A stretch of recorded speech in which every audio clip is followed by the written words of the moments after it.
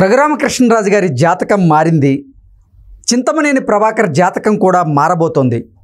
ఇప్పటికే టీడీపీ నలుగురు అభ్యర్థుల్ని మార్చినటువంటి నేపథ్యంలో మరికొంతమందిని కూడా మార్చబోతున్నారు అంటూ ఒక వార్త సోషల్ మీడియా వేదికగా చక్కర్లు కొడుతున్నటువంటి నేపథ్యంలో అసలు టీడీపీలో అభ్యర్థుల మార్పు ఎందుకు చేస్తున్నారు, ఏ అభ్యర్థులను మార్చే అవకాశం ఉంది అనే అంశాలకు సంబంధించి మనతో మాట్లాడేందుకు ప్రముఖ రాజకీయ విశ్లేషకులు, ప్రముఖ సీనియర్ జర్నలిస్ట్ సిఎస్ రావు గారు మనతో ఉన్నారు. సార్తో మాట్లాడదు. సార్ నమస్తే. సార్ నమస్తే.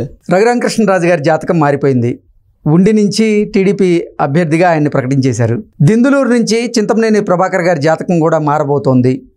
ఇప్పటికే టీడీపీ నుంచి నలుగురు అభ్యర్థులను మార్చారు, మరికొంతమందిని కూడా మార్చబోతున్నారు అంటూ ఒక వార్త సోషల్ మీడియాలో చక్కర్లు కొడుతున్నటువంటి నేపథ్యంలో అసలు టీడీపీ ప్రకటించినటువంటి అభ్యర్థులను కాకుండా ఎందుకు మార్చింది, ఎందుకు మార్చాల్సి వచ్చింది, ఎవరెవరిని కొత్త వారిని ప్రకటించింది అంటే ఏం చెప్తారు సార్? సో ఒకటేంటంటే అనూహ్యంగా కొన్ని మార్పులు చేసేటువంటి పరిస్థితికి వస్తుంది. ఎందుకంటే బీ ఫార్ములు ఇచ్చే లోపల ఈ 2 రోజుల్లో మార్చేటువంటి అవకాశం, 22వ తారీఖున బీ ఫార్ములు ఇవ్వబోతున్నారు.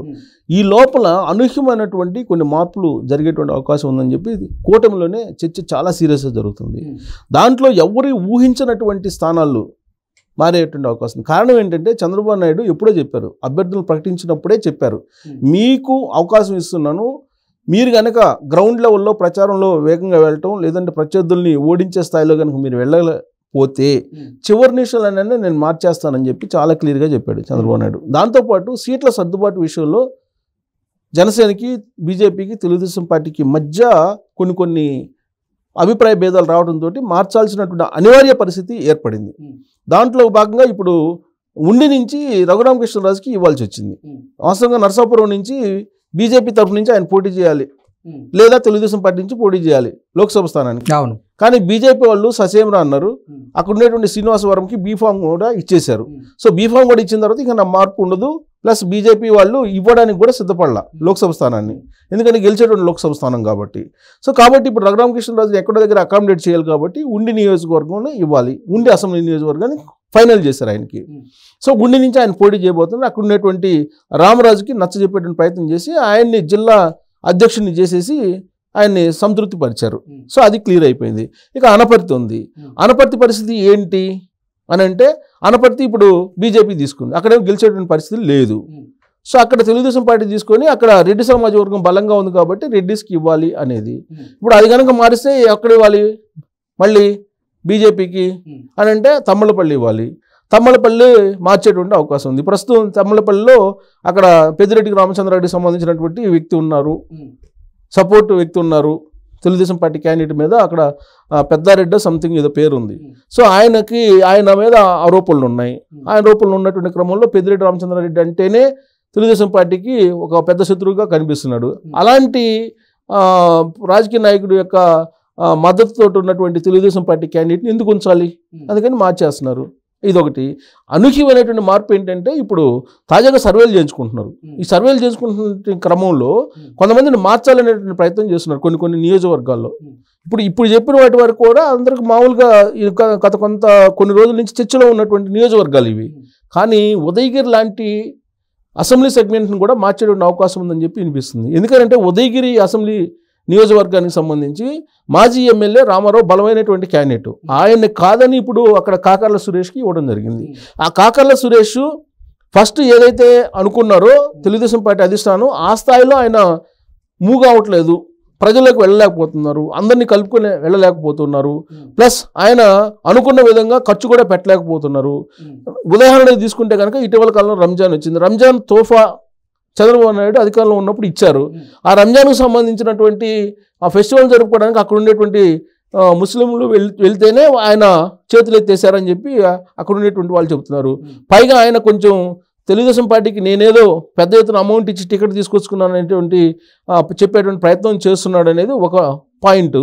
తర్వాత ఇటీవల కాలంలో వేమిరెడ్డి ప్రభాకర్ రెడ్డి నెల్లూరు ఎంపీ అక్కడికి వెళ్ళినప్పుడు అక్కడ ఆశించిన స్థాయిలో సభలు సక్సెస్ కాలేదు అనేది వేమిరెడ్డి ప్రభాకర్ రెడ్డి తెలుగుదేశం పార్టీ అధిష్టానానికి ఇచ్చినటువంటి సమాచారం. అందుకే వేమిరెడ్డి ప్రభాకర్ రెడ్డి ఏమంటున్నారంటే, ముందు ఉదయగిరి సంబంధించినటువంటి అభ్యర్థిని మార్చేస్తే ఎలా ఉంటుందో మీరు ఆలోచించండి అని చెప్పి ఆయన ఏదో ఒక సంకేతం ఇచ్చినట్టు తెలుస్తుంది. ఆయన కనుక సంకేతం ఇవ్వడం వరకే పరిమితం అయితే ఓకే, అలా కాకుండా ఖచ్చితంగా ఉదయగిరి అభ్యర్థిని మార్చాలి అంటే మాత్రం ఖచ్చితంగా మార్చేటువంటి అవకాశం లేకపోలేదు. ఇది అనూహ్యమైనటువంటి ఒక పరిణామం కింద మనం తీసుకోవాలి. ఎందుకంటే వేమిరెడ్డి ప్రభాకర్ రెడ్డి తెలుగుదేశం పార్టీలోకి రావడానికి కారణమే అక్కడ వైఎస్ఆర్ కాంగ్రెస్ పార్టీలో తనకు ఇష్టమైనటువంటి అసెంబ్లీ అభ్యర్థులను పెట్టలేదని చెప్పి వచ్చారు ఆయన.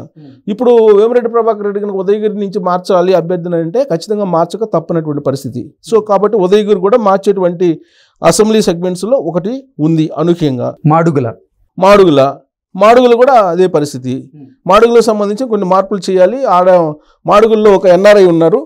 సో ఎన్ఆర్ఐకి సంబంధించి ఆయన పర్ఫార్మెన్స్ బాగలేదు. సేమ్ ఇదే, ఈయన కూడా ఎన్ఆర్ఐఏ, ఇది ఉదయగిరి అభ్యర్థి.